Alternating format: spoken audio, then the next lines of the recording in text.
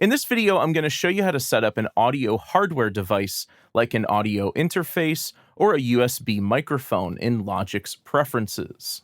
Audio interfaces are typically USB or Thunderbolt devices that allow you to input audio with a microphone or direct input from an electric guitar, bass, or keyboard, and they also allow you to connect speakers and headphones for monitoring. Even if you don't have an audio interface, it's still very important to know how to set this up.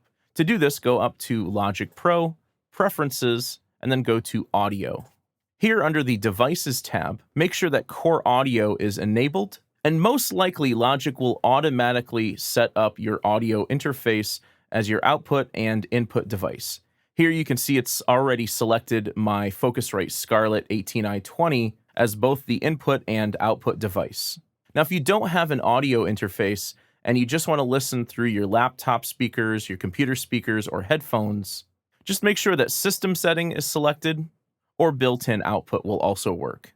And if you're using an audio interface, select that device as both the output and input device. And if you're using a USB microphone, you'll select this under the Input Devices. And some USB microphones even have a headphone jack on them. In that case, you'll also select it as your output device. Next up, I want to talk about the I/O buffer size. The I/O buffer size has to do with how audio signals are processed between the computer and your hardware device. Lower buffer sizes are ideal for recording because they minimize latency or an audible delay in the audio signal. And higher buffer sizes are better optimized for playback, editing, and mixing. So for now, I'll just set this to the highest setting, and I'll come back to this later when I get into audio recording. Next, I'll show you how to set your bit depth and sample rate. These set the resolution or quality of the audio signal and audio recordings that you make. To set your bit depth, go to Recording in the Preferences. Here you can set your recording file type. You can choose between AIFF files, WAV files, and CAF files. Additionally, there's an option for 24-bit recording. With this option turned off, any new audio recordings will be 16-bit. If you turn this on, any new audio recordings will be 24-bit. Bit depth has to do with the bit resolution of the audio, and this affects the dynamic range of the audio, in particular the signal-to-noise ratio. But the truth is, most people cannot even hear a difference between 16-bit and 24-bit audio. So I usually just keep this on the default setting of 24-bit.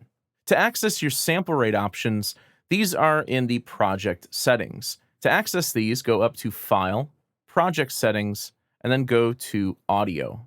Here you'll see an option for sample rate, and if I click on this, there's 6 different options.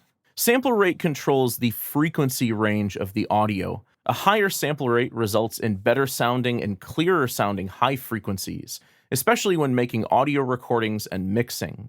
While sample rate won't be much of a big deal in this course, you might consider using higher sample rates when making audio recordings in the future. And you might think, well, why not just use the highest sample rate for all of your recordings?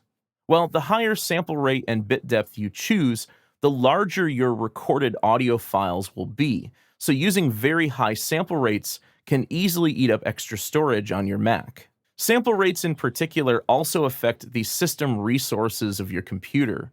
If you have a lower spec Mac with a slower processor, you might find it troublesome to run projects at higher sample rates, especially if your computer doesn't have the processing power needed to run projects at higher sample rates. One last thing to consider is that not all audio interfaces support all sample rates. Many audio interfaces may only support 44.1 and 48, while others might support 44.1 up to 96. It just depends on what interface you have. For this course, I'm just going to keep the sample rate at the lowest setting, 44.1. So that's how you can set up your audio interface in Logic, as well as the bit depth and sample rate.